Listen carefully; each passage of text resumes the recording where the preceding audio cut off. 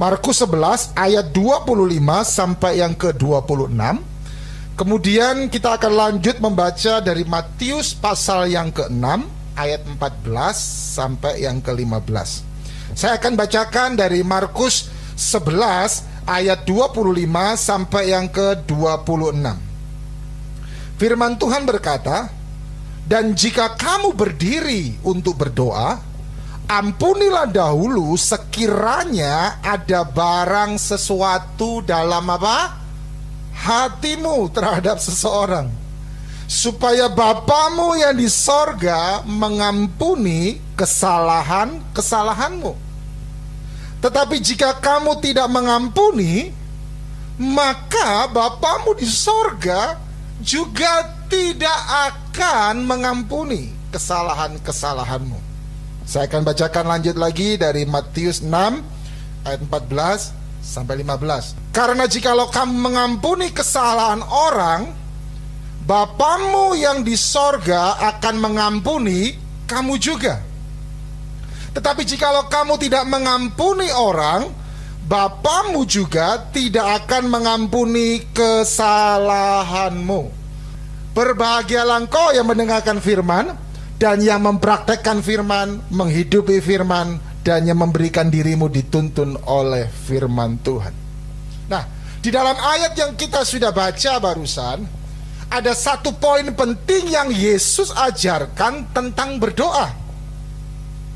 Baik itu dalam Markus ataupun dalam Matius yang tadi saya sudah bacakan, Yesus mengajarkan bahwa di dalam berdoa ada satu hal penting. Katakan satu hal penting. Yesus berkata bahwa untuk kita berdoa kita harus mengampuni. Mengapa Yesus mengajarkan bahwa untuk berdoa kita harus mau mengampuni orang lain? Kenapa Yesus mengajarkan itu? Kenapa Yesus di dalam pasal ini tidak mengajarkan juga kalau engkau berdoa, doalah kepada Bapamu? Ya, tetapi yang Yesus tekankan di dalam pasal ini yang barusan kita baca tadi, ayat ini terutama, bahwa kalau engkau berdoa, engkau harus mengampuni terlebih dahulu. Nah, pertanyaannya, apa hubungannya doa dengan mengampuni?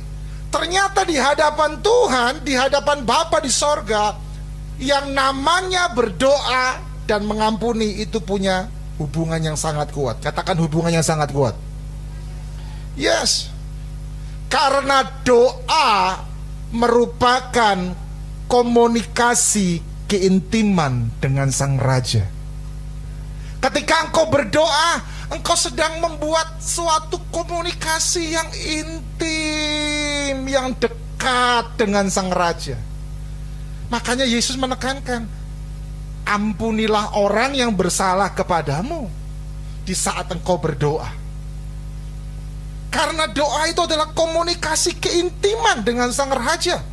Dan saya mau berkata, untuk kita bisa terus hidup dalam keintiman, hati kita harus beres.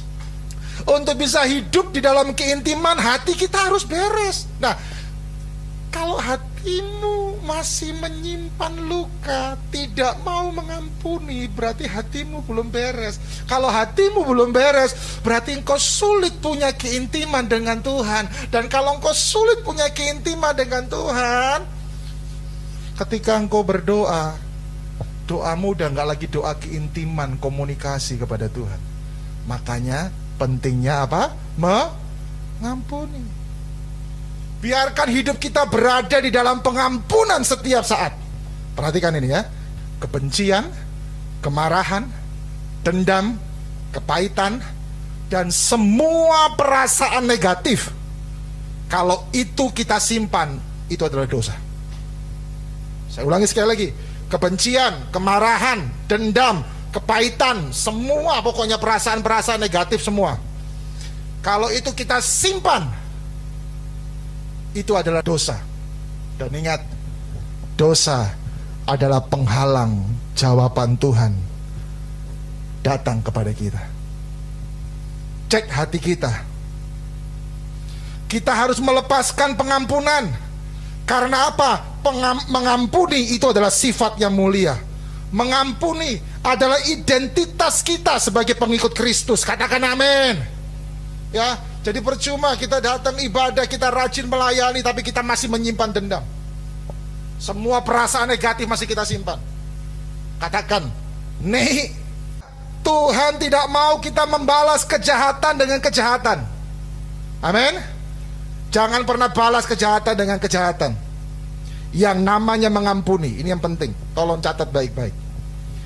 Yang namanya mengampuni itu, yang pertama, yang namanya mengampuni, yang pertama itu apa? Menyelesaikan masalah dan mengubur masalah. Ya apa ya? Iya dong. Orang sudah mengampuni kok. Yang namanya mengampuni itu apa sih? Menyelesaikan masalah dan mengubur masalah. Kalau sudah mengampuni ya selesai sudah. Di saat kita hendak melepaskan pengampunan, pastikan hatimu beres. Karena saat hatimu belum beres, iblis akan bermain di situ. Ngurek-ngurek, you know ngurek-ngurek itu apa ya? Yang tahu ya itulah, puji Tuhan lah ya. Ngurek-ngurek. Oh, dikorek-korek terus. Makanya hatimu harus beres. Haleluya. Iblis itu cuma bisa mengintimidasi, ngomporin, ngingetin masa lalu. Karena itu setiap masalah harus dibereskan. Yang namanya mengampuni, menyelesaikan masalah dan mengubur masalah. Yang kedua, mengampuni itu apa? Dengan tulus dan mau membangun komunikasi kembali. Jadi waktu engkau mengampuni itu harus mengampuni dengan tulus. Berikan kesempatan kedua kepada orang yang bersalah kepadamu. Amin.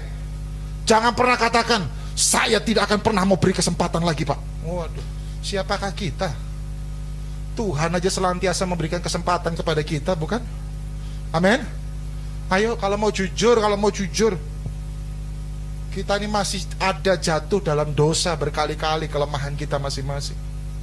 Apakah waktu kita jatuh dalam dosa, ketika kita datang kepada Tuhan, kita minta ampun, apakah Tuhan berkata begini, pengampunanku entek?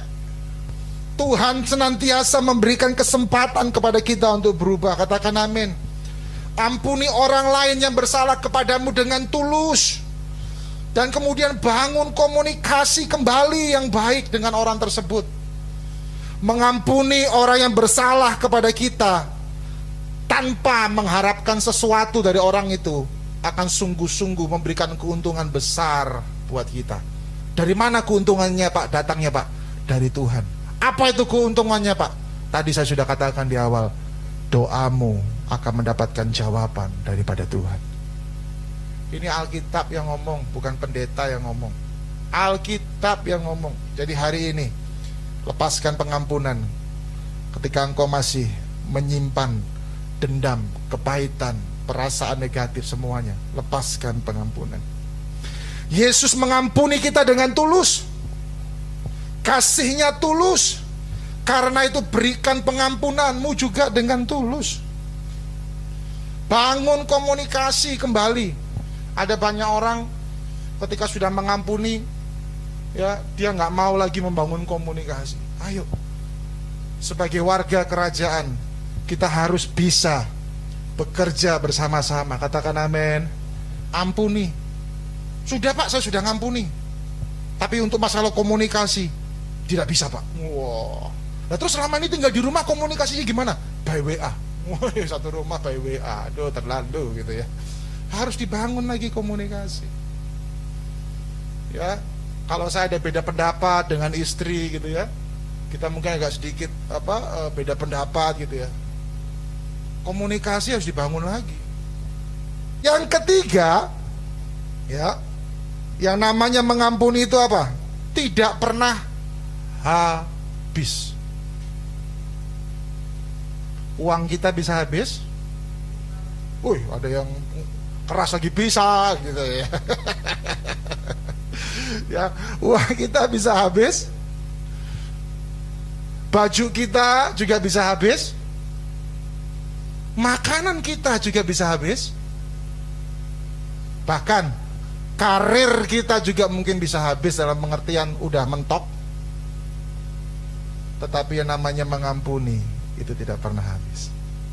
Yang namanya mengampuni itu tidak pernah habis. Haleluya. Yang namanya mengampuni itu tidak pernah habis, Bapak Ibu Saudaraku yang terkasih. Kenapa tidak pernah habis? Tolong perhatikan baik-baik. Karena kata tidak pernah habis itu terukir dengan tinta yang sangat mahal. Kata tidak pernah habis itu terukir dengan tinta yang sangat mahal.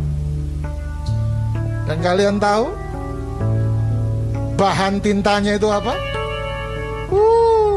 Darah Yesus. Amin. Darah Yesus bahan tinta itu. Siapakah kita? Kita nggak mau mengampuni.